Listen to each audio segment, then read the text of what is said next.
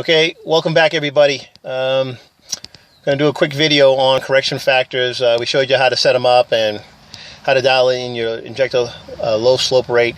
Today we're going to show you how you can use them actually as a troubleshooting tool. So what we're going to do real quick, I have my good friend John here with me. He's going to be manning the laptop. I'm going to handle the camera.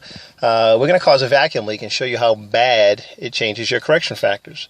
All right, so here we go. Take it away, John. So what are we going to do?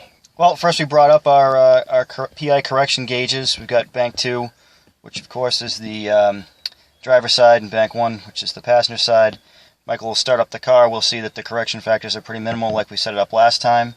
And then when we induce a vacuum leak, or if there's any other problem with the car, like a leaking intake manifold gasket, let's say a vacuum hose blew off, exhaust leak, blown, something like that, you'll see those correction factors change.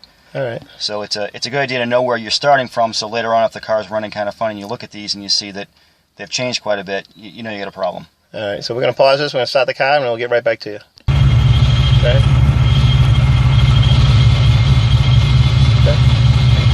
All right, so here we are, the car is running, and we can see Michael's corrections are about 5% adding fuel. When the needles are to the right of 1, it's adding fuel. We're adding about 5% extra fuel here, so we're set up pretty good. All right, so we're going to pause this. We're going to cause a vacuum leak, and we'll get right back to you. All right, here we go. I'm going to pull off this vacuum line.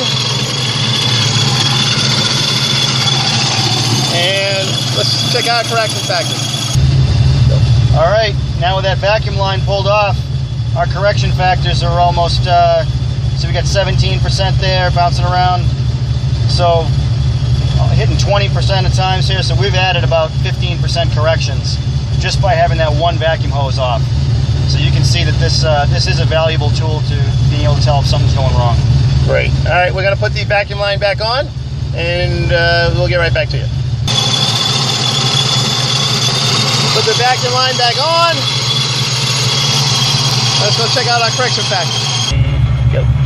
All right, now we're back in the car. Our corrections are back down 5%, back where we started. So that vacuum leak has now been fixed, and we're back to our original values, which is great. Interesting side note there, though, is the car actually still ran just as well.